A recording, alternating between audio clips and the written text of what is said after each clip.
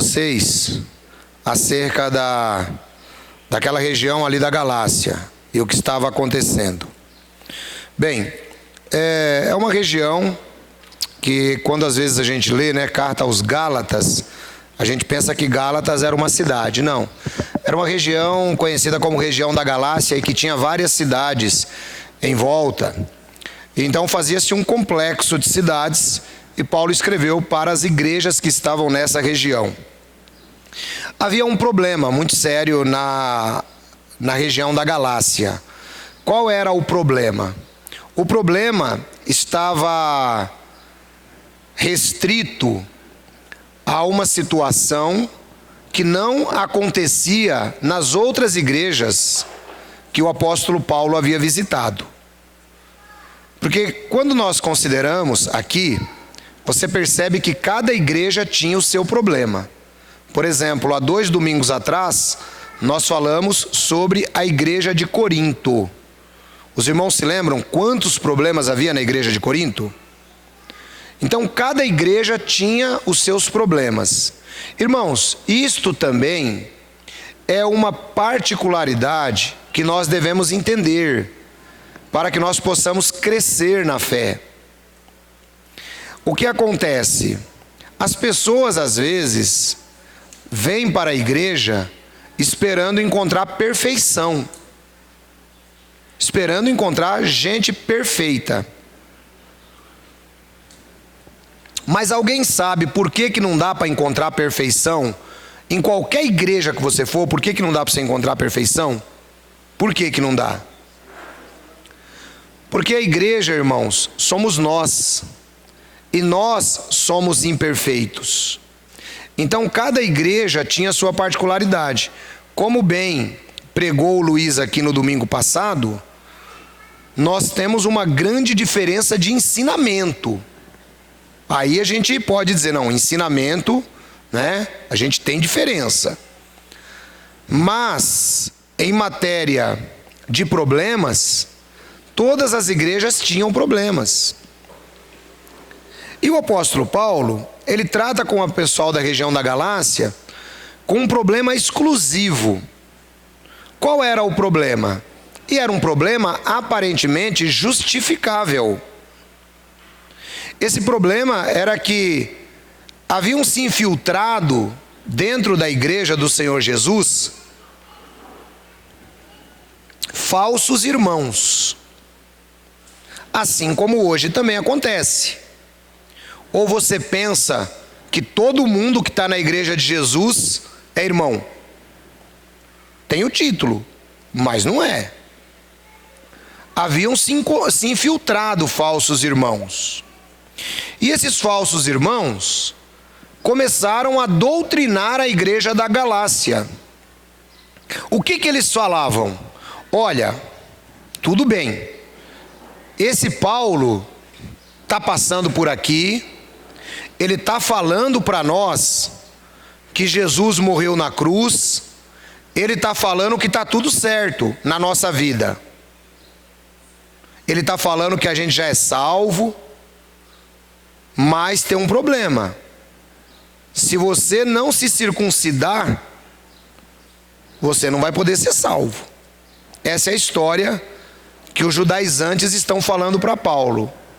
Então Paulo abre Gálatas capítulo 1, já falando assim, ó: mesmo que nós, ou um anjo dos céus, vos pregue outro evangelho,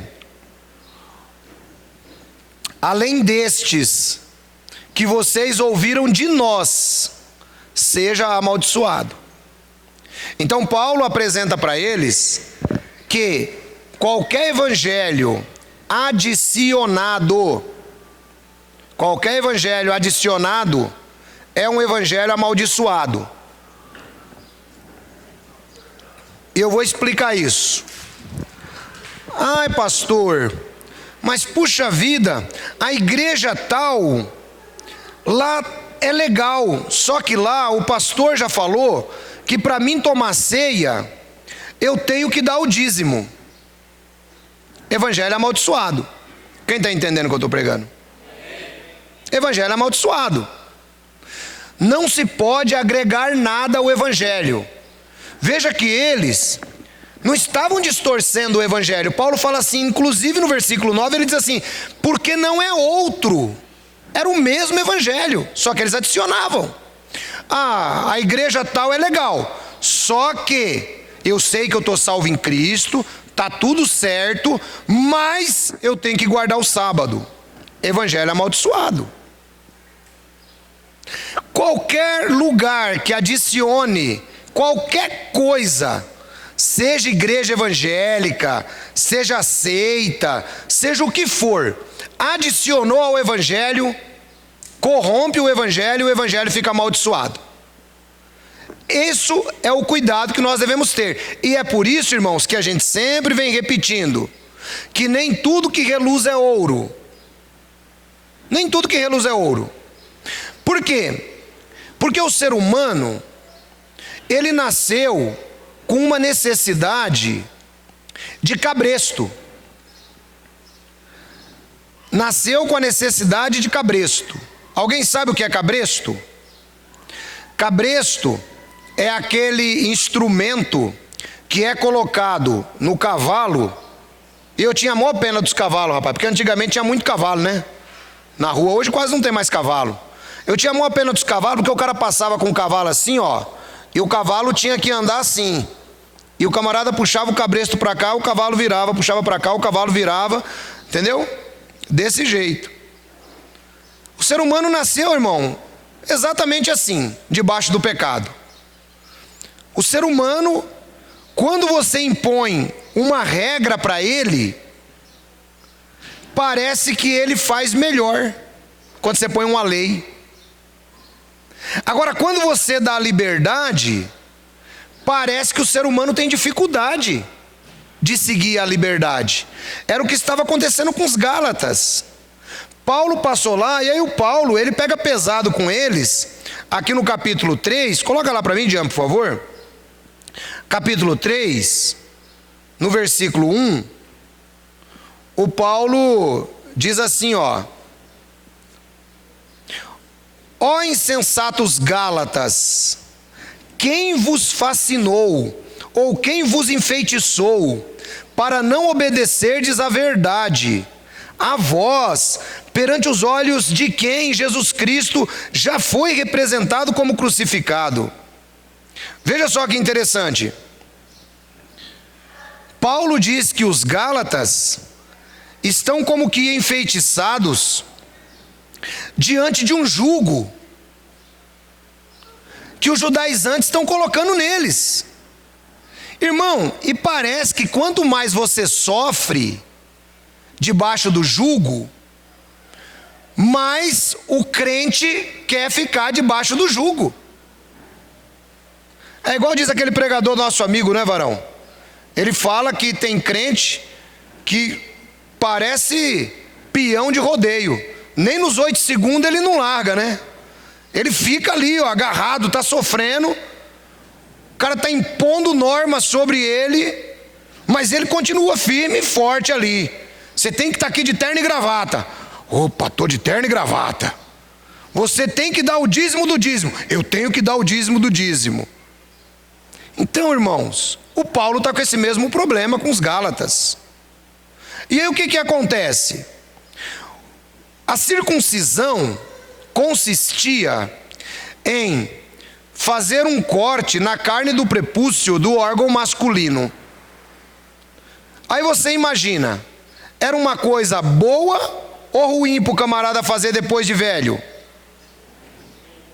Pessoal, varão, chega lá na igreja dos Gálatas, ô pastor, chega aí, ó. É assim, sabe o que acontece? Não, varão, mas eu já estou salvo, varão, fica tranquilo aí, varão, eu já estou salvo. É, varão, você tá salvo, varão, mas vai ter que fazer um corte aí, né? Aí, então tá bom, já que tem que fazer, né? Fazer o quê, né?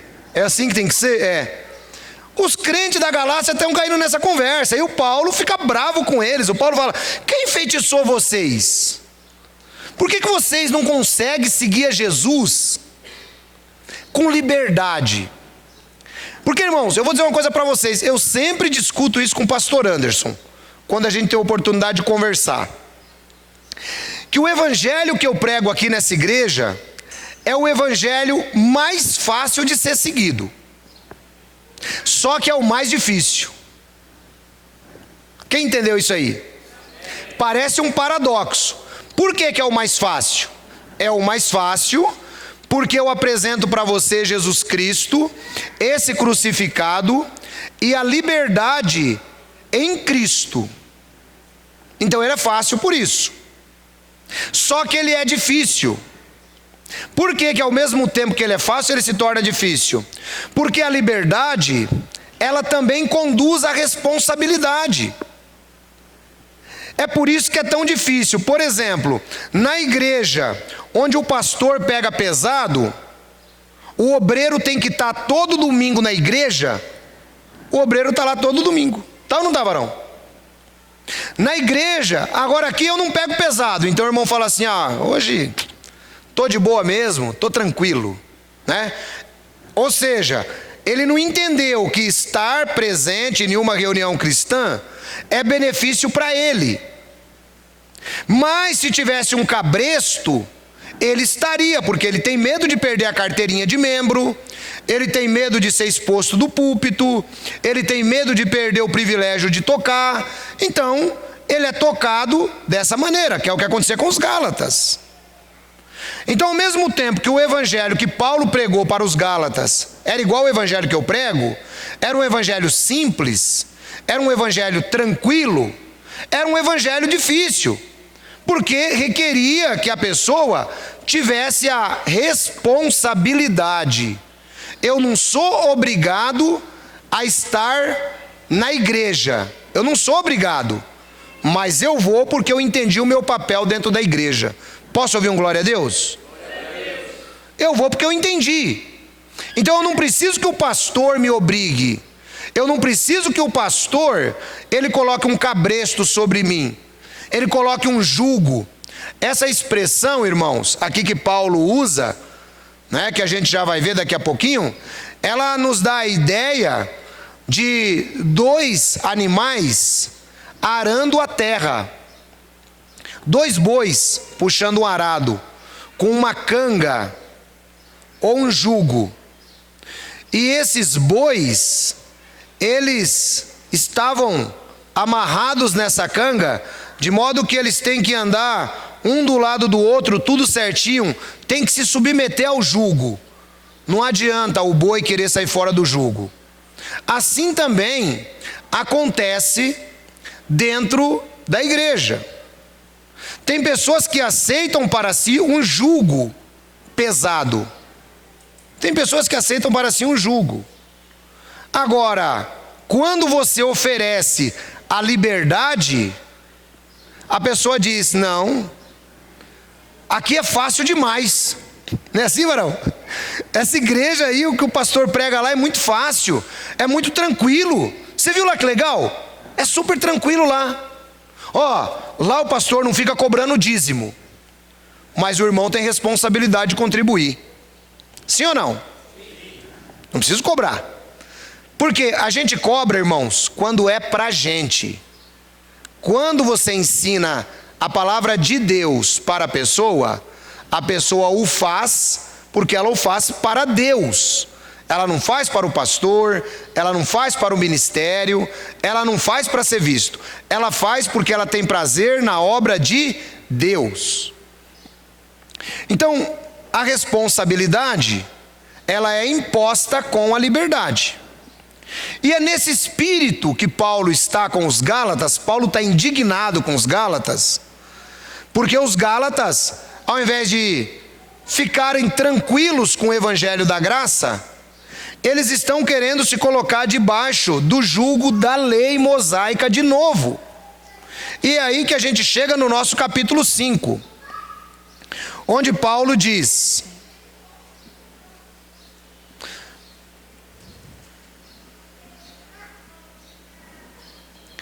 foi para a liberdade que Cristo nos libertou. Portanto, permaneçam firmes e não se deixem submeter novamente a um jugo de escravidão. Irmão, o primeiro ponto que você deve entender: você é livre em Cristo Jesus. Quem entendeu isso? Amém. Você é livre. Só que liberdade traz responsabilidade. É isso que você precisa entender. Um jovem, ele está preso à lei do trânsito até completar os 18 anos, porque ele não pode tirar carta. Não é assim? É assim ou não é, varão?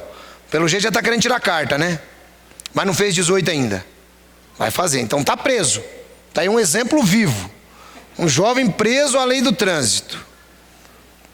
Quando fizer 18, ele está livre? Tá.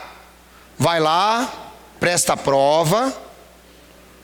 Vai ser reprovado uma, talvez, porque nunca passa na primeira, irmã. Você passou, irmã? Então você é mais sabida que eu, porque eu fui reprovado 3 vezes. Alguém mais aí foi reprovado 3 vezes? Levanta a mão aí. A Débora, mas você, né, irmã? Esperar o quê? Ainda foi pouco, né? Eu fui porque eu era muito ansioso. Agora ela não é, porque é ruim mesmo de volante. Aí, irmão, o que acontece? Quem foi reprovado 2 vezes aí? Levanta a mão. Rapaz, mas como vocês são mentirosos, hein? Quem foi reprovado 1 vez aí? Levanta a mão. Ó, já apareceu mais uma meia dúzia aí, ó. Você tem gente que foi reprovado umas 2 vezes também, viu, irmãzinha? Nunca foi? Nem na moto? Na moto eu fui na primeira. Na moto eu queimei. Na moto, varão. Na moto eu queimei. Na moto eu queimei as faixas logo na entrada, irmão. Larguei, peguei trauma daquilo. Falei, eu não quero mais saber desse negócio, não. Aí um dia o pastor falou assim, que nada, rapaz, isso é fácil. Que até a moto sai para você estar dirigindo um cavalo. Fui reprovado, rapaz. Porque eles fazem uma curva quadrada. Eu já queimei aquela curva quadrada na primeira, já queimei na segunda. O instrutor falou, ó, já perdeu o playboy. Então, irmão, voltando aqui para a conversa séria. O que acontece? Então, ele está livre aos 18 para tirar a carta. Mas, ele tirou a carta, tudo bonitinho. Ele pode pegar o carro e sair fazendo loucura? Não pode. Então, tem responsabilidade com o documento que ele tirou. É aqui que está o que Paulo está dizendo para os Gálatas. Jesus nos chamou para a liberdade, fiquem firmes e não deixem se submeter novamente a um jugo de escravidão. Irmãos, se nós somos livres em Cristo Jesus, você não pode aceitar um jugo de escravidão colocado pelo homem. E o que é esse jugo? Tudo o que se adiciona ao Evangelho. Tudo o que se adiciona ao Evangelho. Olha, nós somos salvos em Cristo, mas, tudo o que está adicionado. Isso não significa que você não tenha responsabilidade como cristão.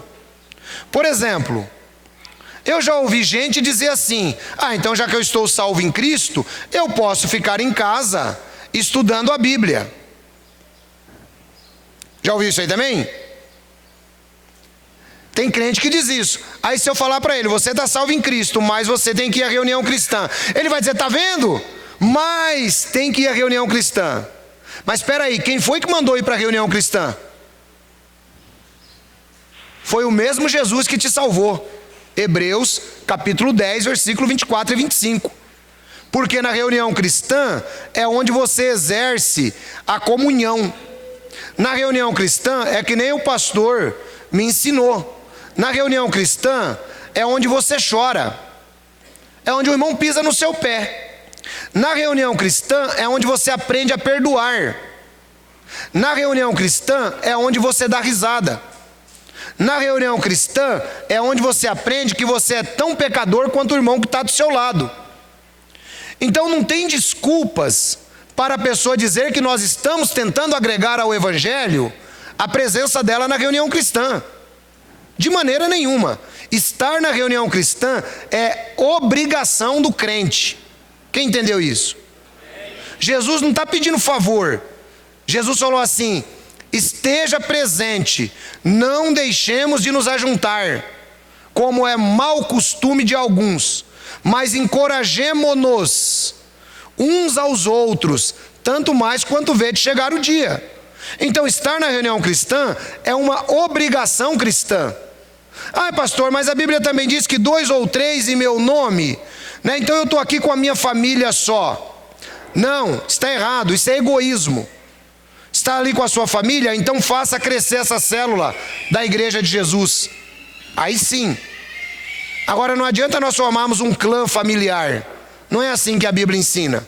Se fosse desse jeito, o apóstolo Paulo não tinha fundado todas as igrejas que nós vimos que ele fundou durante seus 30 e tantos anos de viagens missionárias para ser morto em Roma depois. Então nós temos liberdade, só que nós temos que usar essa liberdade com sabedoria. 2. Ouçam bem o que eu, Paulo, lhes digo. Caso se deixem circuncidar, Cristo de nada lhes servirá. Irmão, olha que palavra pesada do Paulo. Eu, Paulo, estou dizendo isso para vocês. Porque o cara chegava lá: ó, Paulo, eu estou seguindo a Cristo, está tudo certo. Ah, eu vou circuncidar. O Paulo falou assim: se você deixar circuncidar, Cristo não serve para nada para você. Porque a circuncisão já havia acabado, era lei, né? De novo, declaro a todo homem que se deixa circuncidar que está obrigado a cumprir toda a lei. Então aqui, irmão, está mais um ponto interessante. Às vezes nós percebemos pessoas que não conhecem a palavra de Deus e tentam explicar a palavra de Deus para os seus membros, fazendo com que os membros estejam debaixo de um jugo. E normalmente esse jugo, ele só é colocado no Antigo Testamento. Você já percebeu que eu prego pouquíssimo o Antigo Testamento? Por que eu prego pouco? Não é porque não tem valor. Tem um valor fantástico. Para mim tirar princípios. Só que para mim dizer para você que você tem que fazer igual está escrito no Antigo Testamento, eu tenho que ensinar para você que você vai ter que guardar as 613 leis do Antigo Testamento, incluindo os 10, e você nunca vai conseguir.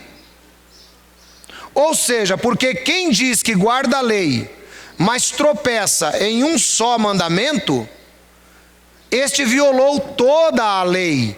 A lei é um conjunto, a lei.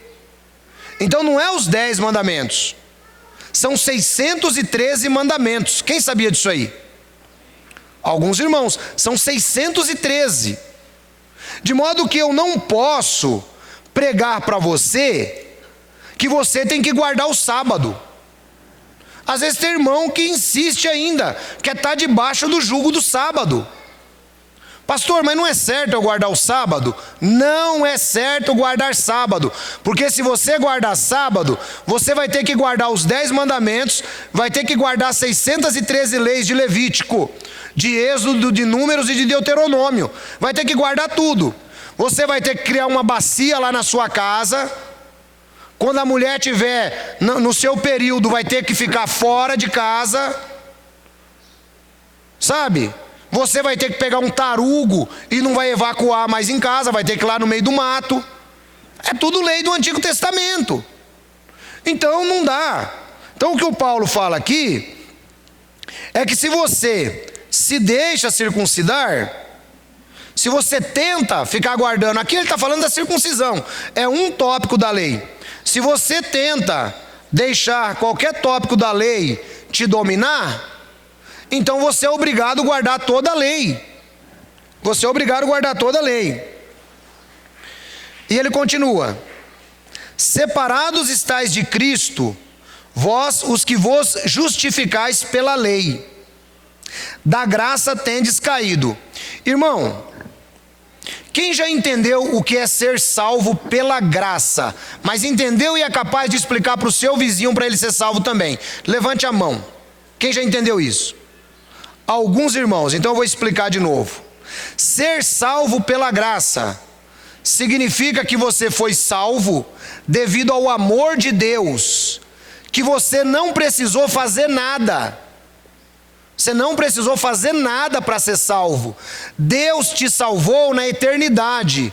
Ou seja, a graça, também traduzida como benignidade imerecida, é o grande amor de Deus em salvar o homem, sem o homem retribuir a salvação. Então repita comigo: a graça é o amor de Deus salvando o homem sem obras do homem. Isso é a graça. É Deus te salvando, não porque você fez, não porque você tem belos olhos azuis, mas Ele te salvou porque Ele te ama, sem esperar as suas obras. Isso é a graça. Isso é a graça. Ok? Posso ouvir um amém da igreja? Então espero que você não esqueça mais, porque você foi salvo pela graça. Cantamos aqui: salvos pela graça. Sim ou não? Então saiba o que você está cantando. Ser salvo pela graça significa que Deus te salvou no grande amor dele, sem você fazer nada. Quando você entende o que é salvação pela graça, só aí você já deveria... Presta a flanela para mim, por favor. Quando você entende o que é salvo pela graça, só aí você já deveria entender o que é retribuir ao amor de Deus. Crente que vive murmurando, crente que deixa a comunhão cristã, não entendeu nada do que é ser salvo pela graça. Nós somos salvos, irmãos, sem fazer nada. Nós somos salvos porque Deus é bom na nossa vida. Nós somos salvos porque Deus quis nos salvar. Nós não merecíamos nada. O que nós merecíamos era a morte. Está escrito em Romanos capítulo 1. Mas Deus nos salvou de acordo com a sua benignidade imerecida. Uma vez que Deus nos salvou pela sua benignidade imerecida, nós temos que ser gratos a Ele. Temos que aprender. Então o que o Paulo está dizendo para eles aqui, olha: se vocês tentarem ficar se circuncidando, guardando o sábado, trabalhando com o Antigo Testamento pela salvação, você caiu da graça. Olha como é sério isso. Então não adianta, irmãos. Sabe, eu quando era mais jovem, fui criado em um meio sectário, e nós acreditávamos que quanto mais você fizesse, mais Deus ia gostar de você, para você ser salvo.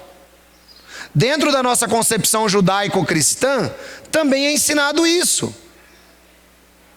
Esqueça, meu irmão, você foi salvo pela graça, e você tem a responsabilidade de responder à graça.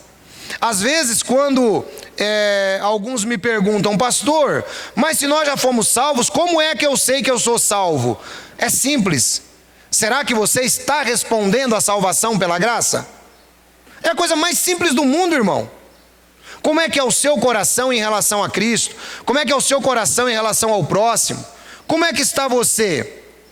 Será que você responde realmente à sua salvação?